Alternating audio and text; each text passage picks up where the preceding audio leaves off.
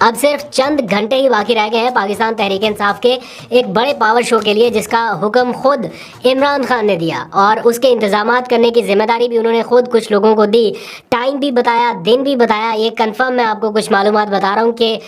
دن کون سا ہوگا، وقت کون سا ہوگا، اس کا سارا تعین عمران خان نے خود کیا اور یہ ڈائریکشنز انہوں نے دی کہ اس ٹائم پہ اس جگہ پر اور اس ٹائم پہ اس شہر میں کیا جائے۔ تو یہ سارا کچھ پاور شو جو ہے عمران خان کی ڈائریکشن پر ترتیب دیا جا رہا ہے، اور آج پاکستان تحریک انصاف کی پوری قیادت جو ہے وہ موو کر گئی ٹورڈز کے پی کے پشاور میں، اور وہاں پر اس وقت بھی جب میں آپ سے بات کر رہا ہوں تو کل کے پاور شو کے حوالے سے کچھ انتظامات کیے جا رہے ہیں۔ حتمی وینیو کیا ہوگا، انتظامات کیا ہوگے، اس بارے میں آپ کو کچھ اپڈیٹ کرتا ہوں۔ اور پھر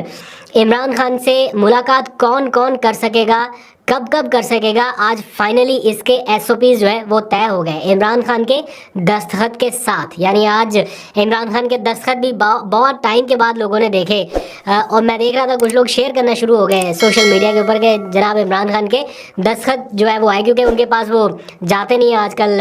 پیپر پینسل وغیرہ، تو مشکل ہوتا ہے۔ لیکن آج یہ ایس او پیز طے ہوئے سپرنٹینڈنٹ اڈیالہ جیل اور عمران خان کے دستخط کے ساتھ۔ اس کی بھی کچھ ڈیٹیل آپ کو بتاؤں گا، لیکن پہلے تھوڑی سی بات کر لیتے ہیں ایک امپورٹنٹ ڈیولپمنٹ جو اب سے کچھ دیر پہلے ہوئی۔ زیادہ بات نہیں کروں گا، آپ کو ڈیٹیل کا پتہ چل گیا کہ وفاقی حکومت نے آج کابینہ اجلاس میں تصدق حسین جیلانی جو کہ سابق چیف جسٹس پاکستان ہیں، ان کے نام کی منظوری دی ہے انکوائری کمیشن کو ہیڈ کرنے کے لیے۔ یعنی یک رکنی انکوائری کمیشن ہوگا جس کو وہی چلائیں گے، ایک ریٹائرڈ جج ہیں، اور وہ 6 حاضر سروس ججز کے جو الزامات ہیں ان کا تعین کریں گے کہ وہ الزامات درست ہیں نہیں درست، کیا ڈیٹیلز ہیں اس کے۔ آج تمام ٹی او آر جو ہے وہ بھی طے کر لیے گئے، اور اس دوران جو ایگزیکٹو ہے یعنی کابینہ ہے، اس نے اپنے آپ کو خود ہی سے ایک طرح سے کلیئر کر دیا، کلین چٹ دی کہ جناب جو ایگزیکٹو کے اوپر الزامات لگائے گئے ہیں مداخلت کے حوالے سے، ان کی وہ سختی سے نفی کرتی ہے وفاقی کابینہ، اور ججز کی جانب سے جو الزام لگایا گیا اسے نامناسب قرار دیتی ہے۔ یہ وفاقی کابینہ نے اپنے اعلامیہ میں لکھ دیا، اور بجائے اس کے کہ ابھی تحقیقات ہوں، آخر میں جا کے چیزیں کنکلوڈ ہوں، پتہ چلے، اس کے بعد کابینہ جو مرضی کرے، لیکن پہلے سے ہی انہوں نے یہ اعلامیہ میں لکھ دیا۔ اب تصدق حسین جیلانی کا بیک گراؤنڈ کیا ہے کیا نہیں ہے، اس کی ڈیبیٹ میں پڑے بغیر پاکستان تحریک انصاف کا میں آپ کو آفیشیل ورژن بتا دیتا ہوں۔ جیسے یہ خبر آئی تو میں نے بیرسٹر گوہر کو فون کیا اور میں نے ان سے پوچھا کہ پاکستان تحریک انصاف کا اس بارے میں کیا رد عمل ہے۔ انہوں نے کہا کہ ہم بالکل اس کو مسترد کرتے ہیں، اور ہم کسی صورت یہ نہیں چاہتے کہ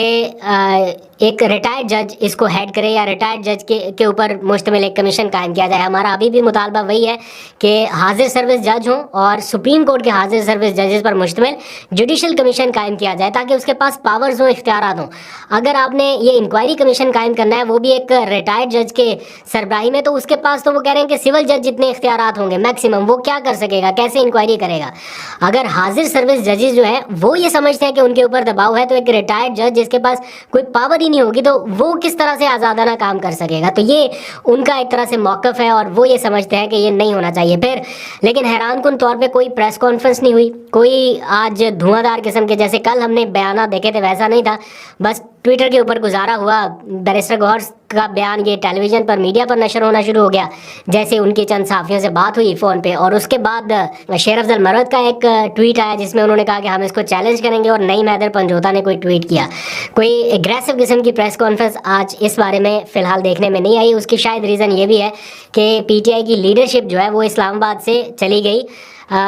خیبر پختونخوا پشاور میں، کیونکہ کل ہونے جا رہا ہے ایک بڑا جلسہ، پاور شو، ریلی، جو بھی آپ کہہ لیں، یہ کل پتہ چلے گا۔ یہ مجھے بتایا گیا کہ خالصتاً عمران خان کی ڈائریکشن پر ہو رہا ہے، جگہ کا تعین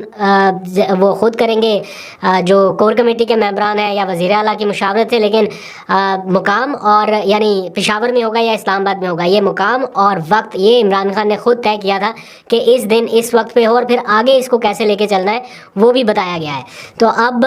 کے پی کے کا سونامی ایک بار پھر سے نکلے گا نہیں نکلے گا کل پتہ چل جائے گا، لیکن کے پی کے نے ابھی تک جتنے بھی ایونٹس ہوئے ہیں مایوس نہیں کیا۔ یہ تو شیر افضل مروت بھی کے پی کے میں نکل جائے، ان کی کال ہو تب بھی ہم نے دیکھا کہ کس طرح سے لوگ نکلتے ہیں، یہ تو پھر عمران خان کی کال ہے۔ تو لیٹ سی کل کیا ہوگا، آپ کو اس کے بھی کچھ مناظر دکھائیں گے، کچھ اپڈیٹ کریں گے، اور پھر ساتھ ہی ایک ڈیبیٹ اور بھی چل رہی ہے کہ اسلام آباد میں 6 اپریل کو جو ہونے والا جلسہ ہے اس کی تاریخ کے حوالے سے لوگوں کو تحفظات ہیں۔ رمضان المبارک کی 27ویں شب لوگوں کو عبادت کرنا ہے اس رات، اور بہت سارے لوگ ویسے بھی عید کے بالکل قریب قریب اسلام آباد چھوڑ کے اپنے اپنے آبائی علاقوں میں جانا شروع ہو جاتے ہیں، تو بڑی تعداد میں گیدرنگ ہو سکے گی، ان حالات میں نہیں ہو سکے گی، اس کے اوپر بھی ذرا سوچ و بچار جاری ہے۔ اچھا، اب آ جائیں ذرا عمران خان سے کون مل سکے گا اور کون نہیں مل سکے گا۔ اس کی ایک ڈبیٹ بہت لمبے عرصے سے چلتی آ رہی ہے، جب سے یہ عدالت حکم دیتی ہے کہ جناب یہ مل سکتا ہے، وہ مل سکتا ہے۔ آگے سپرنٹینڈنٹ جیل جو ہے اسد وڑائے صاحب ہے ان کا نام، اور وہ پھر اپنی مجبوریوں کے تحت بیٹھے ہوتے ہیں، وہ نہیں ملاقات کرواتے یا نہیں ان کے لیے پاسبل سب کی ملاقات کرانا۔ تو اس سلسلے میں بار بار عدالت سے رجوع ہو رہا تھا، تو پچھلے کچھ دنوں میں عدالت نے ایک بڑا زبردست ڈیسیژن دیا جسٹس اعجاز اسحاق صاحب نے، جو کہ پی ٹی آئی کی فیور میں اس طرح سے تھا جیسے وہ چاہتے تھے۔ یعنی انہوں نے کہا ہر دن ملاقات ہو سکے گی اور سیاسی شخصیات بھی ملاقات کر سکیں گے۔ انہوں نے مطلب ایک وہ کوریڈور کھول دیا تھا عمران خان سے ملاقات کے لیے، لیکن سپرنٹینڈنٹ ڈیالہ جیل نے ملاقاتیں نہیں کرائیں، پھر بعد میں سیکیورٹی ایشوز بن گئے، پھر بعد میں پی ٹی آئی کے لوگوں نے اس کو چیلنج کر دیا۔ یہ بنیادی طور پہ فیصل جاوید کی درخواست تھی، جس کے اوپر اعجاز اسحاق خان نے یہ اتنا زبردست ڈیسیژن دیا تھا کہ جناب روزانہ کی بنیاد پر پولیٹیشنز مل سکیں گے، وکلا مل سکیں گے، 6 لوگ جو ہیں پولیٹیشین، 6 وکلا 6 پولیٹیشین، ایسے ڈیوائڈ کیا گیا تھا کہ یہ روزانہ مل سکیں گے۔ تو یہ پی ٹی آئی کے لیے اور عمران خان کے لیے خود بھی بڑا زبردست تھا، لیکن اس سے پہلے کہ اس کے اوپر عمل درآمد ہوتا، یہ حکم نامہ چیلنج کر دیا گیا عدالت میں، جو کہ اس کا کوئی فائدہ نہیں ہوا مخالفین کو، کیونکہ وہ بھی نل اینڈ وائڈ قرار دے دیا گیا، یعنی اس کو مسترد کر دیا گیا۔ لیکن ایک ایس او پی بنانے کا حکم دیا گیا عدالت کی طرف سے کہ آپ بیٹھ کے ڈیسائیڈ کر لیں کہ کیسے کیسے چلنا ہے۔ اس کے نتیجے میں نقصان یہ ہوا کہ فیصل جاوید کی وہ پٹیشن جس کے اوپر اتنا زبردست ڈیسیژن آیا تھا کہ ڈیلی بیس پہ 6 وکلا 6 سیاستدان مل سکیں گے، وہ رہ گیا پیچھے۔ فیصل جاوید کی بھی ملاقاتیں نہیں ہو سکی جنہوں نے یہ سارا کچھ کیا، اور اس کے بعد یہ ڈیسائیڈ ہوا کہ جو 6 لوگ ہیں وہ ملاقات کر سکیں گے، لیکن ہفتے میں صرف 2 دن، یعنی منگل کے روز مل سکیں گے یا جمعرات کے روز۔ تو اس میں 3 رکنی مطلب نمائندگان، 3 فوکل پرسن مقرر کر دیے گئے ہیں، بیرسٹر گوہر، شیر افضل مروت اور عمیر نیازی۔ یعنی جس کی پٹیشن پر یہ سارا کچھ ہوا، فیصل جاوید وہ ہے ہی نہیں اس میں، اور 3 لوگ یہ ہے جو ڈیسائیڈ کریں گے کہ کون ملے گا، اور یہ تینوں بھی ہر بندہ 2 نام دے سکے گا تاکہ 6 لوگ ہو سکیں اور 6 لوگ جا کے مل سکے۔ تو اب بڑی پارٹی میں نا ایک چپکلش رہے گی کہ کس نے ملنے جانا ہے، کس نے نہیں جانا، کس کا نام جائے گا، کس کا نہیں جائے گا۔ تو بڑی لڑائیاں مجھے لگ رہا ہے کہ یا ناراضگیاں اس معاملے پر ہونے والی، کیونکہ بہت سارے سیاستدان ان ویٹنگ ہیں جو عمران خان سے ملنا چاہتے ہیں، عمر ایوب ہیں اور بہت ساری لمبی لائن ہے جو کہ نہیں مل پا رہی۔ تو اب اس سلسلے میں دیکھتے ہیں کیا ہوتا ہے، لیکن بہرحال عمران خان نے اپنے دستخط کے ساتھ ان ایس او پیز کی منظوری دی ہے۔ عدالہ جیل کے سپرنٹینڈنٹ کے بھی دستخط ہیں اور عمران خان کے بھی دستخط ہیں، تو جو ہفتے میں 2 بار یہ ملاقاتیں ہوں گی، تو اس میں دیکھتے ہیں کیا ہوتا ہے۔ میرا اپنا ذاتی خیال یہ ہے کہ وکلا کو اب سیاستدانوں کو موقع دینا چاہیے۔ ٹھیک ہے، وکلا کی نمائندگی بڑی ضروری ہے، مشاورت بڑی ضروری ہے، فیملی کے لوگوں کا ملنا بھی بڑا ضروری ہے۔ تو 3 یہ چنک بن جاتے ہیں نا، وکلا کا، فیملی کا اور سیاستدانوں کا۔ تو ان تینوں کو برابر نمائندگی، برابر موقع ملے تاکہ جو سیاسی معاملات کہیں نہ کہیں پھنسے ہوئے ہیں وہ بھی حل ہو سکے۔ ہر چیز صرف قانونی نکات کے ارد گرد ہی نہیں گھوم رہی، سیاسی ایشوز بھی بہت سارے ہیں۔ اب آ جائیے آج کے دن کی ایک اور اہم خبر جس کے اوپر کافی بحث ہو رہی ہے، اور وہ ہے انسداد دہشت گردی کی عدالت کی جانب سے 9 مئی کے تقریباً 51 ملزمان کو 5 سال تک کی سزا سنائے جانا۔ یہ خبر آج جب ٹی وی چینلز کے اوپر بریک ہونا شروع ہوئی، ایک طرف تو ملٹری کورٹ کا چل رہا ہے نا معاملہ، وہ الگ ہے، جو انسداد دہشت گردی کی عدالتوں میں کیسز گئے ہوئے ہیں، آج وہاں سے یعنی گجرانوالہ سے یہ پتہ چلا کہ 51 ملزمان ہیں جن کو مجرمان بنا دیا گیا ہے، اور ان کے اوپر 5 سال قید کی سزا اور 20 ہزار روپے جرمانے کی سزائیں انہیں سنائی گئی ہیں۔ جو پی ٹی آئی کے وکلا ہیں وہ یہ کہہ رہے ہیں کہ یہ فیصلہ بہت ہی اجلت میں سنایا گیا، یعنی ابھی 9 مئی کی برسی بھی نہیں آئی اور اس سے پہلے یہ سزا سنا دی گئی۔